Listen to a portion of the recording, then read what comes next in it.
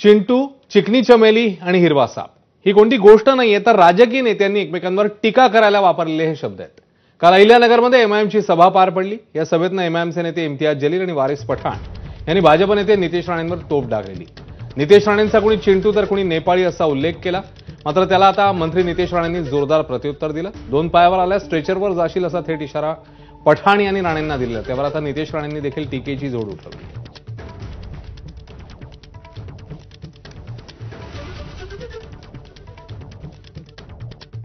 सरकार ने, भाजपा ने अपने नफरती चिंटुओं को छोड़ रखा है. उसमें एक वो आ गया नेपाली टिंगना सा, ये कर डालेंगे वो कर डालेंगे, मस्जिदों में घुस घुस के मारेंगे मुसलमानों को.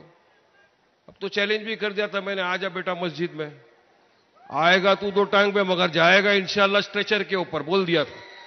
पहले हर रोज एक छोटा सा चिंटू वो बोलता था, अब आपके शहर में एक चिकनी चमेली आई हुई है, तू है क्या चीज, बोलता क्या है. जागा आणि वेळ कळवायची आणि मग तिथे उभं राहायचं किंवा कुठली तरी मस्जिद तरी निवड, तिथे येतो मी. म्हणून आम्हाला वातावरण खराब करायचं नाही या राज्यात. आमचं सरकार आहे, आम्ही जबाबदार लोक आहोत.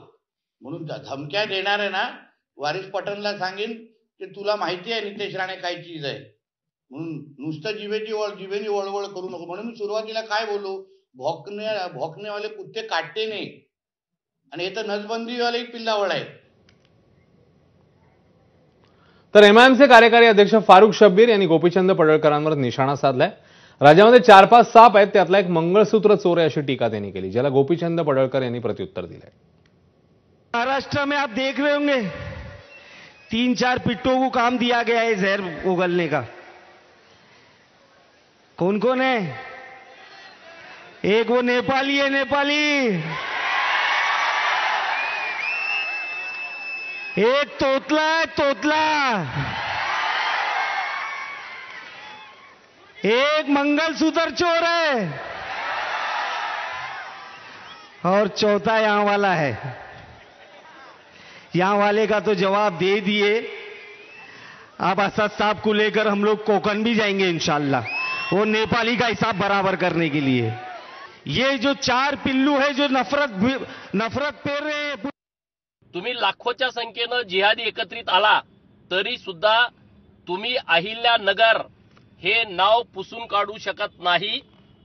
तुम्हाला जरी अहमदविषयी प्रेम असलं तर तुम्हाला अहिल्यानगरच म्हणावं लागेल.